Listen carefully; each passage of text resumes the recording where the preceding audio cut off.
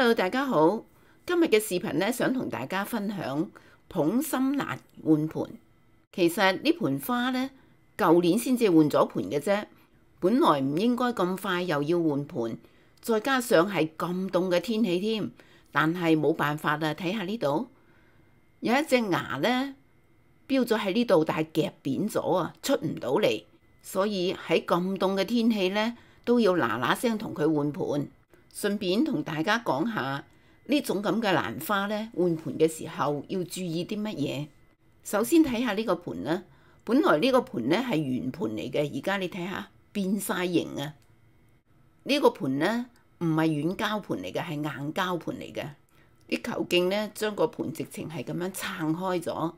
由於冇經驗，上一次換盆咧就唔識啊！嗱，好似呢度呢個球莖咧。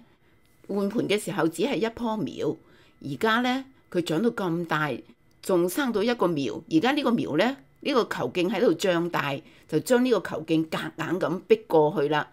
咁所以咧呢度再生一個苗仔咧，就俾夾扁咗喺度啦。等我攞個牌出嚟睇下係幾時換嘅盆先，好實啊，掹唔到出嚟添。嗱，前邊呢度咧。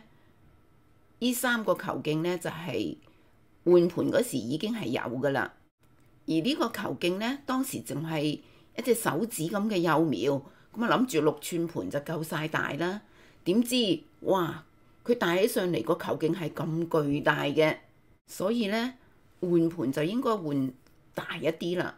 其他嘅蘭花我哋通常都話唔好用大盆，但係對呢種蘭花捧心蘭嚟講咧，係應該用大啲嘅盆。呢個盆咧就唔係軟膠盆，如果係軟膠盆咧，我就直接將佢剪爛佢就係啦。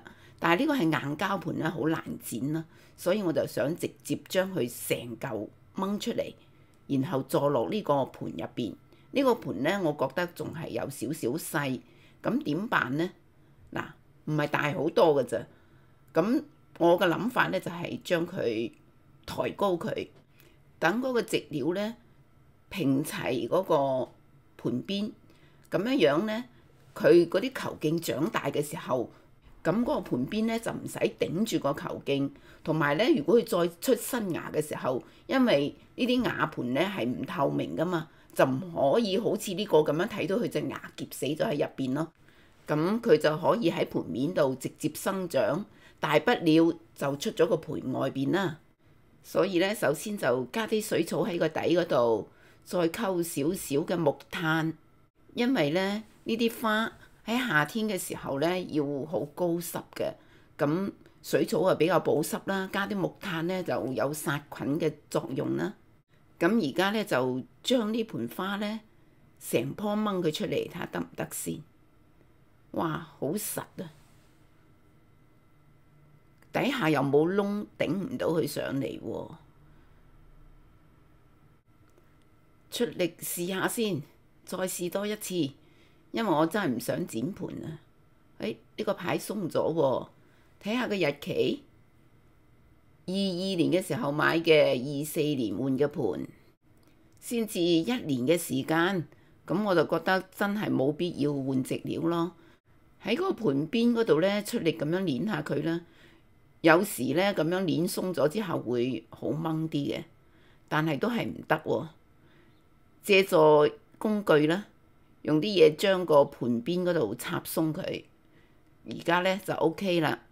咁咧就將佢成嚿稱出嚟，將佢擺落去新嗰個盆入邊，唔好整散佢。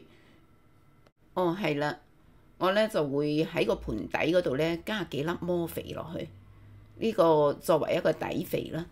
你睇下佢啲球莖咁大，啲葉咁大，就知道佢好需要肥嘅，所以我覺得喺個底嗰度加少少魔肥咧，應該對佢係比較好嘅。而家拎出嚟睇到咧，其實啲植料咧裏邊都溝咗好多水草嘅，因為呢種花咧係好要水嘅。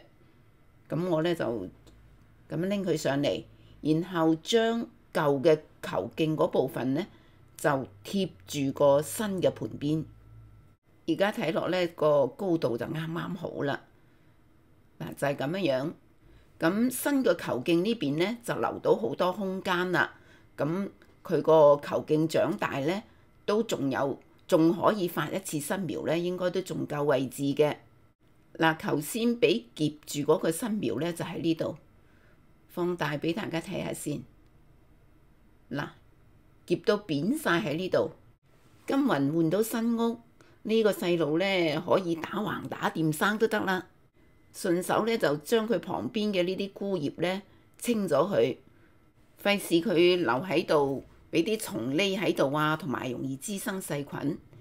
今次咧呢個 BB 咧就舒服晒啦，可以自由咁生長，唔使俾人夾住咯。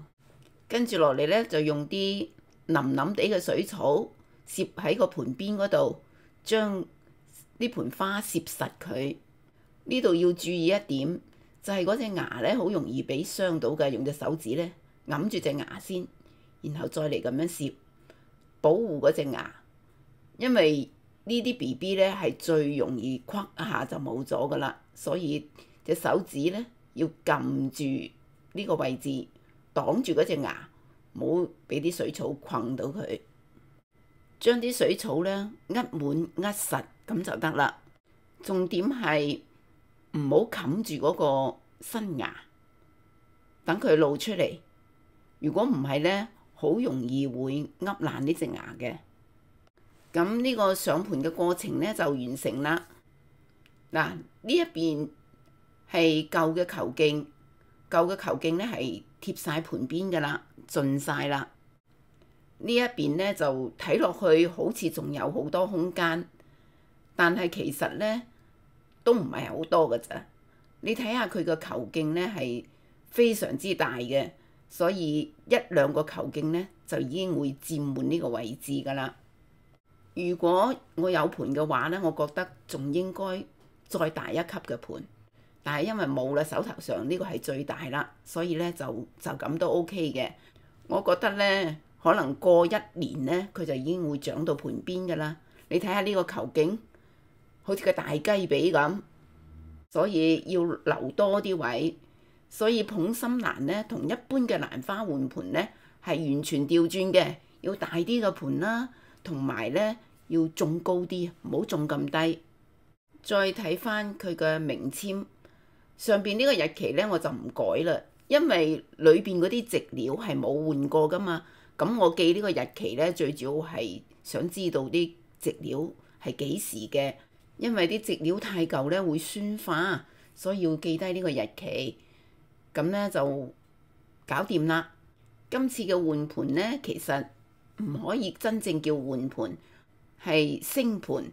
呢種方法咧唔會傷到啲根，所以唔存在話復盤呢個過程。所以咧過2-3日就可以直接淋水啦。希望佢喺入邊生長得開開心心、健健康康，春天能夠離花。如果佢開花嘅時候咧，再請大家嚟欣賞。多謝收睇，再見。